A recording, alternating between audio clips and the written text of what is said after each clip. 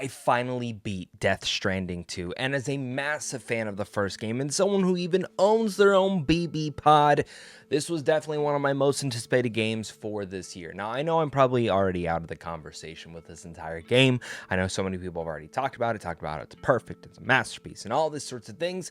But I wanted to talk about this game because I have been absolutely loving my entire time with it. And I thought what a better perfect time to dive into this game because we're launching this brand new channel, Hot Mic Gaming, officially today on a soft launch. I'm going to try and post at least one video game video related every other week. And then there will be some other updated things on here, including a podcast pretty soon. So make sure to subscribe to that. If you don't know me, my name is Zach Pope. I love talking movies and TV, but also video games is my massive big hobby. It's the way that I love to relax and really much interact and enjoy myself with others. And video games is one of those expressive cultures, and I also think though with video games it's how you can tell mediums of story. And personally for me, Death Stranding is one of the most unique worlds, and specifically the way that Kojima has always been able to tell stories. One of my favorite things to always dive into within video games, and what I think he's done with Death Stranding 2 is honestly his magnum opus in some ways. It's crazy to say because of the Metal Gear franchise, and if you've played any single one of those games, you could argue that any of those games are also his magnum opus.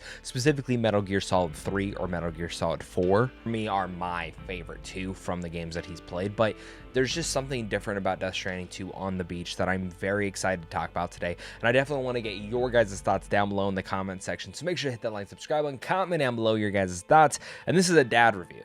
I'm calling it a dad review because I'm a new dad and I'm trying to still focus in and figure out how to play video games while also having a 9-month-old son. But here's my BB pod. I'm going to put it in the background. Let's get into this review. Stranding on the Beach continues the story of Sam Porter Bridges, following his life in Mexico after the events of the first game. 11 months after reconnecting the United States to the chiral network, Sam is drawn back into the world of deliveries when Fragile enlists him to connect Australia to the network.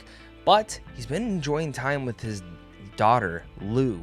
And how does that actually tie into this, as there's many new mysteries with the Death Stranding and the chiral network. That's all you need to know without going into this, without getting into spoilers. I'm not going to be talking spoilers here today. Basically anything I do discuss will be stuff that was seen in the trailers. So if you haven't seen the trailers and I discuss something, it's safe there. This is a game that I stated at the start of this how much I really love the first Death Stranding.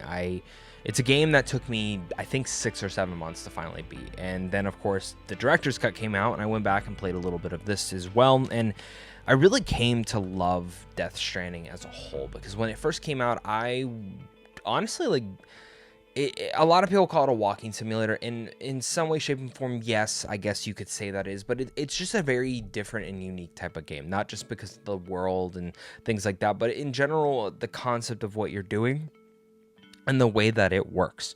There's so many different ideas that I think shouldn't work, but they do.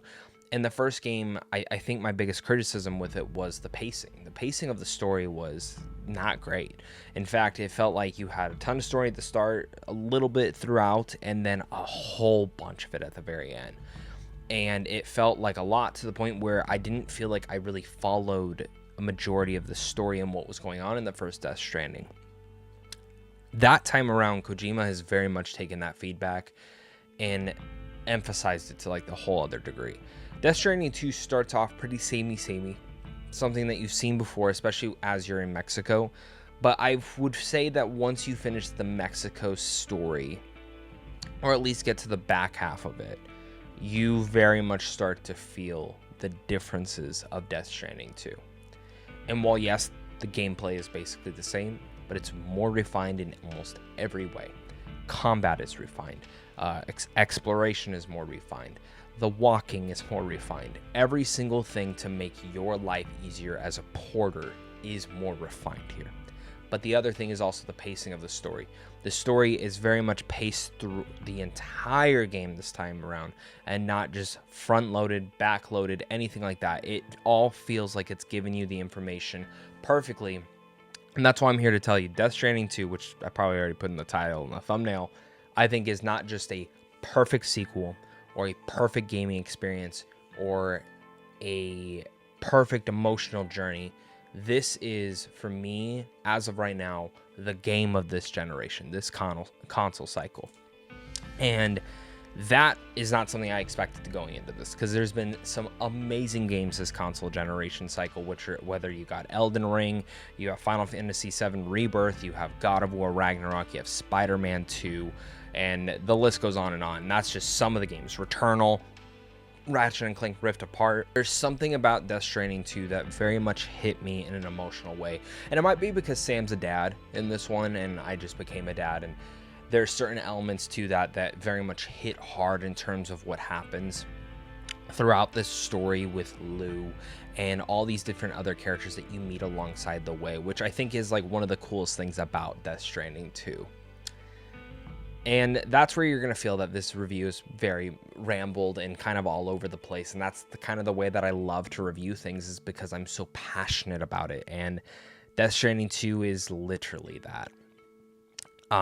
So where to begin? I think where to begin would be probably the performances, because I think while the performances were fantastic in the first game, I think there's something even better here, and also just in character wise too. Sam Bridges is actually a very great character in this one, and I think what I really loved about Norman Reedus this time around is honestly the emotion that he pours into this role, and you can very much feel it to the highest degree.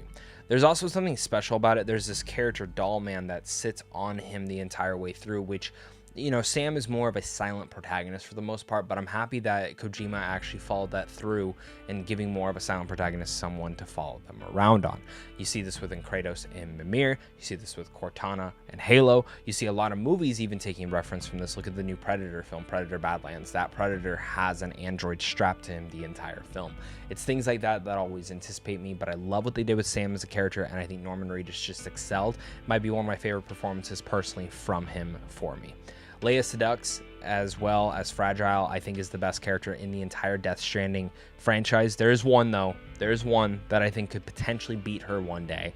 We'll talk about that in a second, but what they do with Leia in this, I think, is top tier, and while I've seen a lot of her movies, I would go as far to say top 3 performances of her career, if not my personal favorite as Fragile.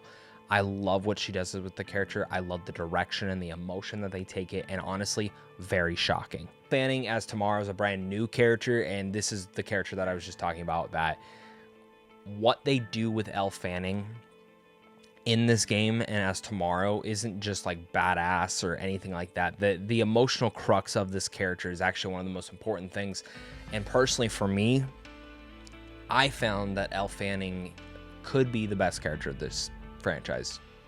Very much so. There's a lot to explore there. There's a lot that I do explore in here, but there's so much potential with this character that I could see Kojima just like tossing up like an entire other game for her, and I would be there first day. Same thing goes for Rainey. I think Rainey is a great character. Neil Vanna is also great. Luca Marinella is fantastic as there. It's great to see George Miller as Tarman.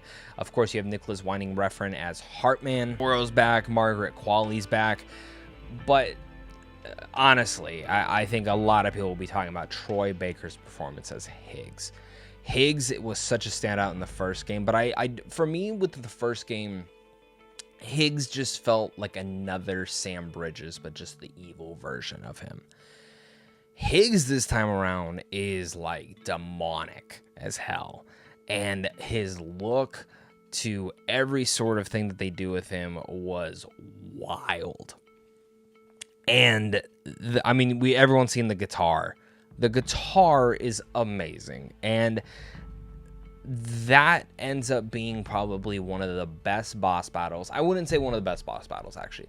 I will say it's one of the coolest looking boss battles, because the boss battles in here are good, but I found them to be a little bit too easy, every single one of them, but I always found that they were amazing. And I guess, like, speaking just a little bit more on Higgs, like, Troy Baker's performance, like, for me, it'll always be Joel as, like, the best performance he's ever given. But, I mean, there's something special about this that would personally say could be one of his best as well. Could see people saying that this is their personal favorite just because of the way that Higgs plays out and the way that he just goes all out in this as well. Again, every act, it just felt like it got better and better as Higgs, and I love the design of him in this. I want to go back to the boss battles for a second. So in the first one, I didn't feel like there was enough. In this one, I actually still feel like there was not enough. Not in a bad way. I just wanted more of them because I thought they were so grandiose and awesome. And that's like one of the things, is that the designs of everything in this game is amazing. Not to say that the first one wasn't, because the first one, the world, the BTs, the characters, everyone was designed in such a cool and unique way.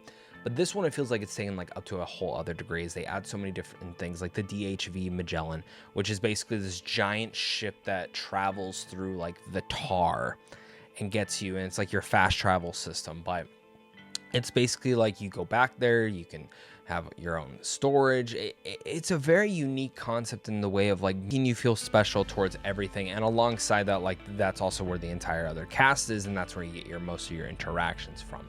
It's a very cool thing. It's very Metal Gear-esque as well. It literally looks like a Metal Gear sometimes, but I love it, and I love the design. And the boss battles also are designed incredibly well. Whether you're fighting a BT or Higgs, there are different other things throughout here that you're just like, that's amazing, and I love the design of that. And that's the thing. I think Death Stranding 2 just is and goes bigger and bolder, and not just those fights, because the fights are incredible, but also its world and everything that they attempt to do. Kojima really much takes place, like he says, oh, we're going next gen, let me show you what we can do. Not just in the graphical department, which still blows my mind that this is a video game, because the characters look real. Not in everything, cutscene, gameplay, everything. But the gameplay is so smooth, and also within a world that is filled out. I never ran into a single glitch. I never ran into a single issue, a stutter, none of that. This game flies by, and it still is one of those things where in the first game I felt like I had little bugs here and there. I would say it is a perfect game, all in that department, because of the experience that it's allowed to give you. But on top of that, the other thing that this world gives you, different than the first one, is the first one felt like you were always walking around the same locale. It was like, okay, it's like greenery here, and then you have some snow here, and that's kind of about it. In this one, you have desert, you have greenery, you have the snow, you have these darker tar-like areas that are just disgusting to walk through. You have wasteland apocalyptic things. You have like dunes to walk through. Like there's always constant different things, but in those different areas you can run into a snowstorm, you can run into a dust storm, you can run into like an earthquake happening, where if you're driving up a hill or walking up a hill, a giant boulders might slide down. Tons of rain. Like there's always different obstacles to happen, and that for me is what kept me going, as well as just the discoveries. In the first game, I never felt like inclined to go back and unlock everything and do all the missions and the sub-orders and anything like that. I just never had the urge to do that. In Death Stranding, in Death Stranding 2 at least, I very much had the urge to do that. I'm trying to platinum the game now because I'm like right there. But there's so many different things, like every order you do and every like star and like you get from a different facility, you never know what gadget they're going to give you. That only makes the job easier, which is something to, again, add why Death Stranding 2 is so awesome, is the fact that it adds on and gives you those gadgets in such a magical way. Every weapon, every new thing that goes towards your porter or your vehicle or anything like that might help you emphasize some great things that make everything even better. These are the things in Death Stranding that I absolutely love and play with. And that's also one of the things, is that while the pacing for the story is better, so it is for the gameplay. You get a lot more things to make the experience more, not just fun, but entertaining and blast. And this is a game that I just felt like I was going through a lot in my personal life, but it was a nice game to jump onto every few hours, play a little bit through, and just forget all your worries throughout the world. Really just be transported to a whole other time and a whole other world, and one that is completely unique. Which I'll say, there's things that they introduce in here that you're like, why are they explaining this? I don't know. We're never going to show it or talk about it, but you should just know it. And that's the information that Kojima tells. And, you know, sometimes some people get a little bit eye-rolly with that stuff. It's like, come on, Kojima, just like, why are we doing this? But that's the way that he tells the story. And it never truly bothered me, at least. It was always something that intrigued me to learn more about this world. And honestly, when Death Stranding 2 ended, I got a little sad. I was actually genuinely sad that the game had ended, because of how much I loved my journey with this, and I can't wait to see what they do either next with this world, or what just Kojima does next in the video game space. To kind of tie up this review a little bit more and touch on it, is to just say a couple more things. One, I absolutely love the guitar. you've seen it in the trailer, and I'm just gonna say it right here, you do get the guitar as a weapon, and it's fucking amazing. But it's things like that, that if you see something, you can go there. If you see something, you can do it. And this is, again, just the magnum opus of the PlayStation 5. For me, I think this will be the game that the PlayStation 5 is remembered. And it's, for me, the actual first game that feels next gen in that capacity. Like, what a gaming experience Kojima crafted here. And what a masterpiece we have. I mean, honestly, like, it made me actually get up early. It's like 5 a.m. right now as I'm recording, because I wanted to talk about this and find time to make a review for it. And that's why we're here. Last but not least, there is a post-credit scene in here. I loved it. And there's a lot of directions I think they can take the game. There's one that I think can give us something that's like Metal Gear Revengeance. There's something that could give us like a co-op. There's something that could just be its own little thing going forward, or maybe that's just something for the future. I don't know. I'll leave it at that. I know it's like very vague, but I'm very curious to see what Kojima does next within this world, and specifically what that post-credit scene introduces. Like that, Kojima has delivered the game of the console generation. I finally rolled credits on Death Stranding 2. It's a perfect sequel. It's a perfect gaming experience with perfect performances that craft one of the most emotional journeys in gaming. I found myself to be a mess, and I absolutely love Death Stranding 2 on the beach. So with all that said, I'm going to give this game a 5 out of 5. Thank you so much again, guys, for watching this. Make sure to hit that like, subscribe button, comment down below your guys' thoughts, and of course, until next time, stay classy.